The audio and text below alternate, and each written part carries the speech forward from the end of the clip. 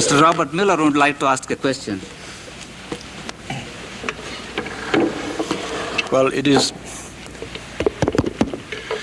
not to ask a question, it is just to congratulate you for your statement and to confirm that having lived this organization for almost 40 years and having lived more than 60 years, I've come to the same conclusion as you.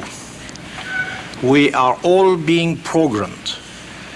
We are being programmed into a nation, into an ideology, into a religion. And all these are fragmented human beings. It took me 40 years to be in this house, to be deprogrammed from the 2 or 3 nationalities which were imposed on me. Each time I got also a gun to shoot on the other direction. And it is here, after having seen the world in its totality and humanity in its totality, that I have come to the conclusion that it is more important to be a human being than to be a Jew or a Catholic or a Frenchman or a Russian or a white and a black. And in my book, I will not kill under any reason and for any nation or for any religion or for any ideology. This is the conclusion which is also yours. Is it a conclusion, sir? It's... Or a actuality? That is my actuality. That's not a conclusion.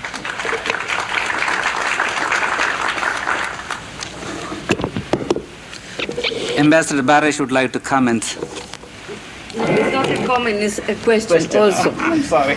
It is, as I am, of course, I am not arguing about religions, but I will remind that an eye for an eye and a tooth for a tooth is not exactly a Christian precept. On the contrary, Christ thought the peaceful ways, care for your fellow human beings, have compassion and love for one another.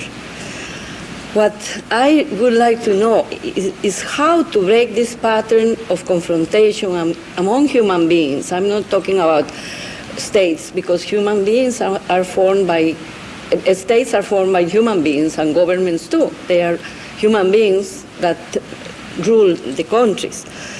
How could we break this pattern? How is it that mankind has not been able to practice such loving thoughts as those that Christ brought to us and that were brought also by other religions as Hinduism and Buddhism? I would like very much to see if we could find a formula, a solution to break that terrible pattern of confrontation and hate even between families, as Mr. Krishnamurti has pointed out, because it's not just war among nations, it's always that confrontation, rivalry, even among children. You see that if one is with mama, then the other one wants immediately and push the other one. That pattern, how could we break it? Thank you. May I answer your question? Yes, I would love to.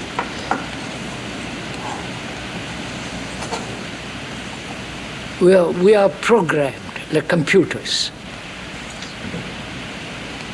We are Catholics, Protestants, Buddhists, and so on. As Mr. Miller pointed out, we are conditioned. Do we realize or see actually, not theoretically or ideologically, but actually see that we are programmed?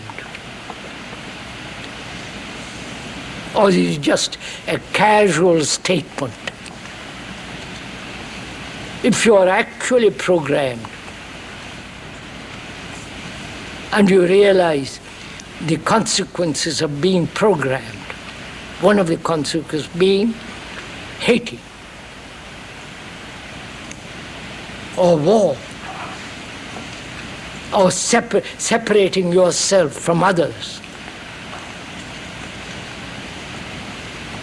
if one realizes that you are being programmed, pressurized, preached at, and if one really sees that, you abandon it. You don't want a formula for it. Moment you have a formula, then you are caught. Then you become programmed again, because you have your program and the other fellow brings you another program. So what is important is to realize the actuality of being programmed, not intellectually, with all your blood, the energy.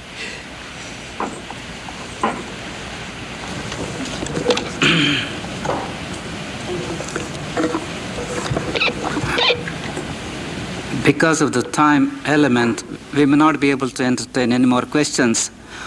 On behalf of the Parliamentary Society and the Movement for a Better World, we would like to thank our honored guest speaker and Robert Mueller and Ambassador Barish, who are the honorary presidents of the Society, and all of you who came to attend the lecture today. I have a very simple ceremony before you leave.